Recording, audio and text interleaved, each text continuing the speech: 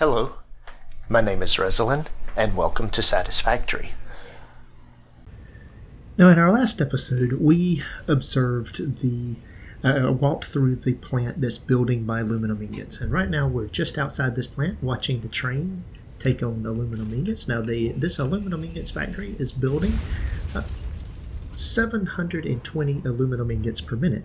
Now, one of the challenges up here in the red jungle is the terrain and how you get to resources to where you're going to build them. What are you going to do? So we're going to take our train here through the very scenic ride down through our train down to our all-clad factory, where we're going to walk through the plant that's building aluminum casings and all-clad sheets. So I had to do a lot of work in this area, just and how I bring the train up through here. So as we take the train ride down, we are going to duck down through here, between the two rocks here, going into the edge of the rocky desert here, then down through this tunnel that is here. And the train fits down through there. Of course, we can't see that it fits when we're riding it because of the view angle. Around the curve here, and then back out into the rocky desert. Now this right here then is the drop-off point where I am dropping off the aluminum ingots. Now the aluminum ingots are coming out. I've got a storage buffer here. I have any extra aluminum ingots are being sent out into a sink just to continuously empty that as it comes through. And we can see there's actually quite a few aluminum ingots in the buffer. And then from there, we take the items and we're bringing 360 ingots on each belt and bringing those into our all-clad factory. Now, if we come in here and then walk through this, we will see, let's start right here in the front here. These two constructors are producing aluminum casings. I am actually bringing in 90 ingots per minute and producing 60 casings per minute. So I'm producing 120 casings per minute and sending those out of the factory. On the other side here, I am bringing in both aluminum ingots and copper ingots, and we are producing all-clad aluminum sheets. Now the aluminum sheets are one of the main items I have, and we have a grand total of 17 of these components that are producing all-clad sheets. Those all-clad sheets are being joined with the all-clad sheets that are coming from this line, and I have a full belt of 480 all-clad sheets that are being sent out. And in fact, I think I said I had 17 of these, and in fact there's 16 of those. So 16 times 30, and there's my full 480 belt that is coming out. So this is the all-clad sheets, all-clad casings. The all-clad sheets require aluminum ingots. So if we come out here, kind of take a look at our factory from the outside, that is the aluminum factory. You can see the items being dropped down and synced for any excess and sent over to the train, and that's being sent over there. Right here, we have a little small aluminum or copper factory where we are pulling out copper ore from this pure ore node that is here. We are bringing this into a little small factory that is taking the copper and turning it into copper ingots. We have a total of 10 of these constructors producing copper ingots, and we're sending those ingots out. Now I have a little bit of an issue here now that I'm looking at this. This is getting backed up, and that is probably getting backed up because I have too much. I don't have enough bandwidth here to get it all out of here.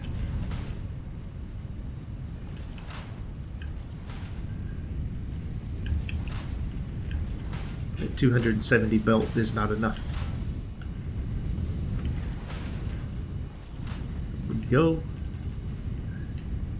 Alright, so we fixed that a little bit while we're here. That should get these things running to 100% to quit backing them up. Any excess will come out here. Now I need to upgrade this belt out here and that belt right there. This will be fine at 270, but I need more coming out of here. And now things are flowing a little bit better. So that's a small copper factory, just producing the copper ingots that are necessary for the all-clad sheets. And then coming in here with the all-clad casings and going into what we're doing. So that's our small factory for aluminum sheets and aluminum casings. And those things coming out here, if we look over here on our train line, we can see the casings are coming out here and being shipped out. That is stopped for the minute for some reason, and that would be because I am lacking power. Some silly person forgot to hook up the power. There we go. That will get things to moving. There we go.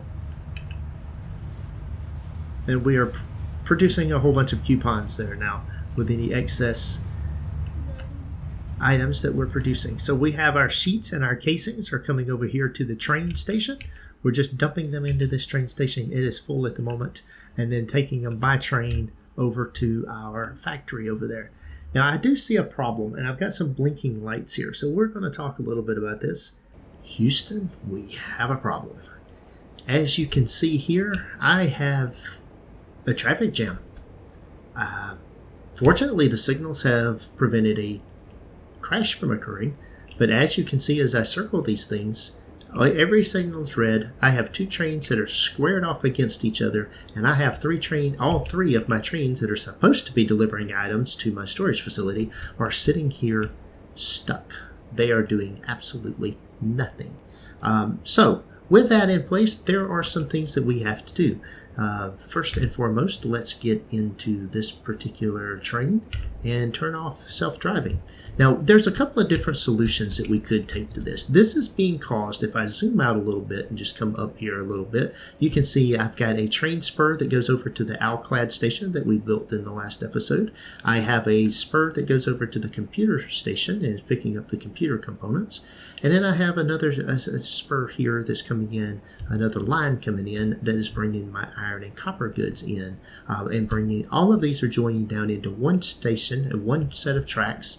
But the thing is I did this with three different trains. So I've got, even though I've got three different offsheets that I'm doing, I've got one segment that is only going to carry two.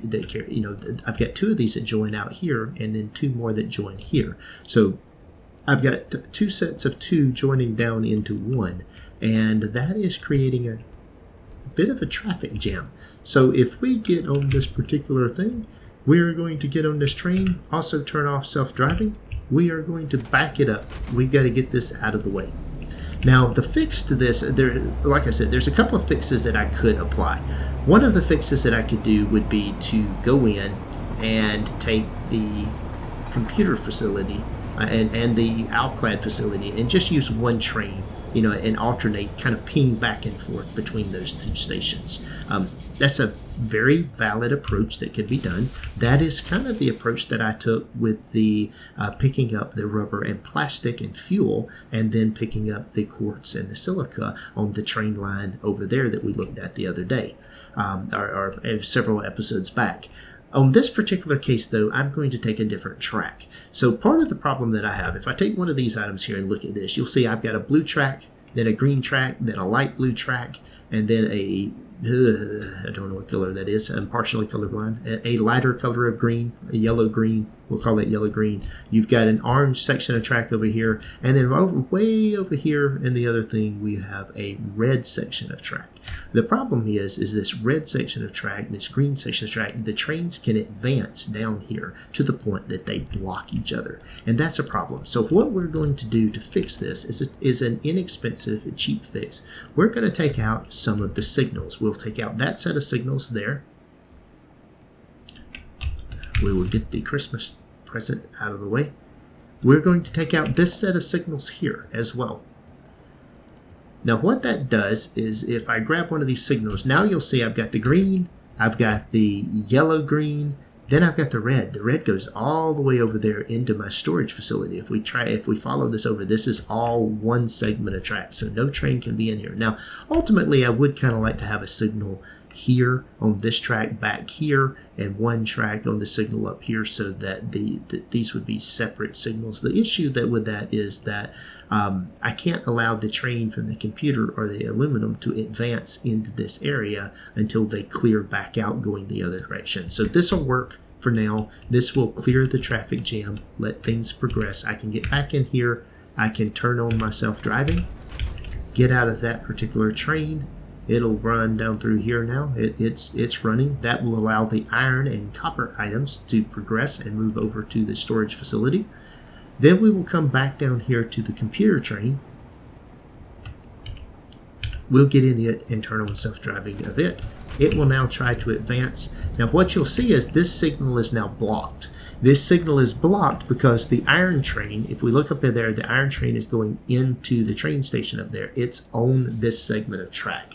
So because it's on this segment of track, I can't advance any further in this particular direction. I have to wait until I get to the, into the actual train station up here. Now I could move these signals closer to this particular intersection right here, the V intersection here. I could move both of these down here closer to that. As long as each one of these lines was on a different segment, it would be fine. That would allow the trains to at least advance a little closer, but I think it's okay the way it is.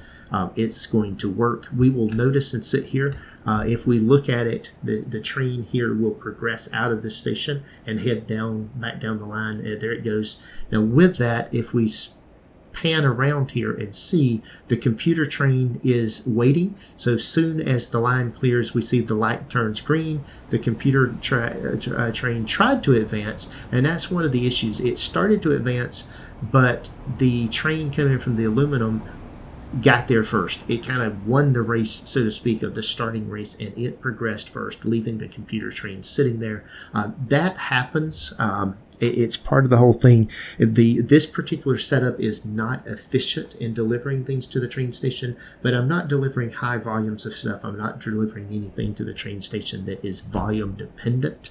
It's not running a factory off these items. It's just things into a storage box for building items. So that particular solution is going to work for me for right now, and we will come back later when necessary and do a better fix. I could run a double section of track down through here. I could route the aluminum train in a little bit differently and join it in around this area here as well, so that it's a completely different separate set of tracks coming into here. There's a number of solutions that I could apply, but I'm happy with the one that I have for now. It works.